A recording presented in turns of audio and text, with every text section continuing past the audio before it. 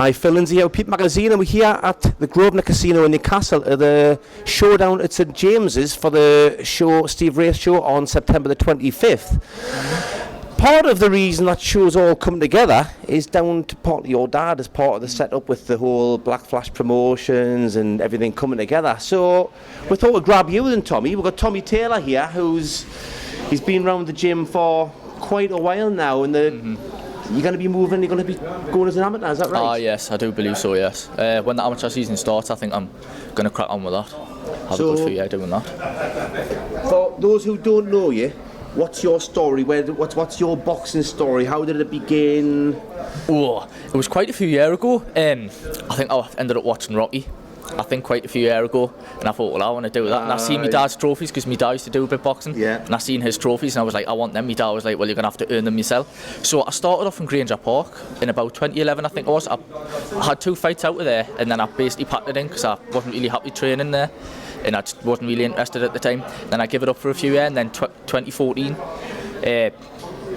another colleague, like another boxer who used to box at Granger Park, I met him and I was like, I fancy doing a bit again. He was like, well, come up this Matty's gym. Jimmy's gym. Similar story to Sam, isn't it? It is, aye. It is, aye.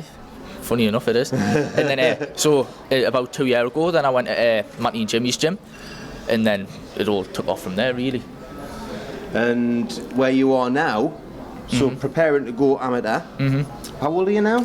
Just turned 18. What a great age to be. It's marvellous. Oh, Never gets old. It's like when people are going about school days and say, oh, best days of your life, and it's like, I really enjoyed it. I mean, I didn't find it difficult. I used to just have fun all the time, and I didn't take it too seriously. It's like any jobs I've got, I haven't got on the back of my education. I've got on what I've learned after school, you know what I mean? But I enjoyed myself, that's what it was about. You have a laugh in school, don't you? And I think with the boxing as well, obviously with the camaraderie you get in the gym, when the fit is right. Again, obviously similarities to Sam's situation where he went to probably 2 or 3 gyms before he obviously came to your gym, and just didn't work. It was either the people weren't right. Sometimes it just doesn't click.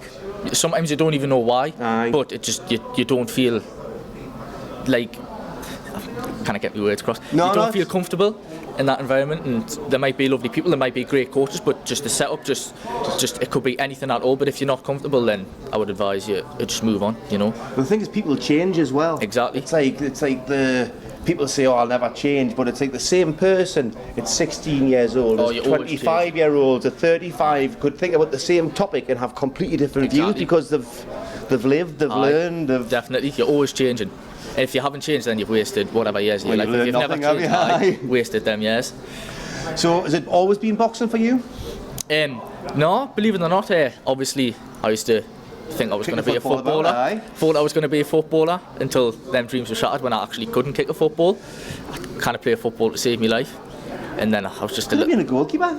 I used to be, believe it or not. I used to be the goalkeeper. By default. I just get hide in net. And I wasn't that bad, to be honest with you. But then I ended up just becoming a bit of an Xbox freak, a little tubby kid, you know. And that's when I got into boxing. When I see my dad's trophies, I was like, oh, I want them. My dad was like, well, you're going to have to earn them yourself. So, and then it all took off from there.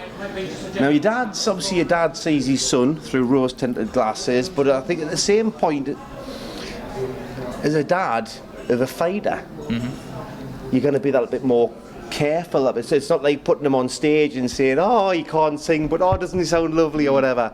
You put him in a ring, he's potentially going to get hurt. So you're not, those rose-tinted glasses are, you know, probably more realistic in a boxing situation than maybe other sports. But your dad speaks very highly about the progress you make, and he's looking at going in for the novices this year.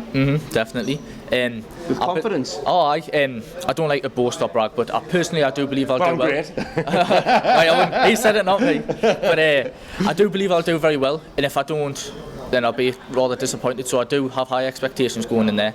But the main goal for me personally at this moment in time is I want to turn pro. So, and I believe that amateur, you can get a lot of experience under your belt. Essential. And even if I don't have a great regime in the amateurs, like as long as you learn the lessons you learn. Exactly. As long as I learn the lessons I learn in that ring there, so I don't have to learn them lessons. All the different styles, the different combinations. You can learn them in the gym, but then if you can then take those into fights, and then work out That's what worked that's well. where you learn your art, isn't it? Like you practice it. You refine it. Aye, basically, yeah. You've hit the nail on the head there. So that's the main aim. Just basically pluck up as much experience as I can. Hopefully I'll win things.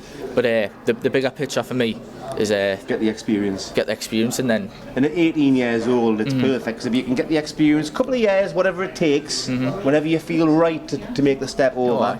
But then the likelihood is you'll be moving just perfectly into your man strength, which is probably more suited to the pros as well. Exactly. Yeah. So it's all about timing, like it always is. It is. It's all about timing. But that's the main aim. Well, we're going to be coming down the gym, so make sure you're down there when we come over. Be there or be square, like a square. He's going to give us a date off. I just got to turn up every day. Every day. Hey. That's what it's the life of a boxer. You got to train every day. Right, I suppose no I've days off. got an excuse to come down to the gym now, Devon, and train every day. Because the cameras are going to be coming. Aye, that's why I'm gone. Tommy Taylor, watch out for this guy in the novices and beyond. Champion, thank Great you very stuff. much. Cheers, Tommy, man. Cheers.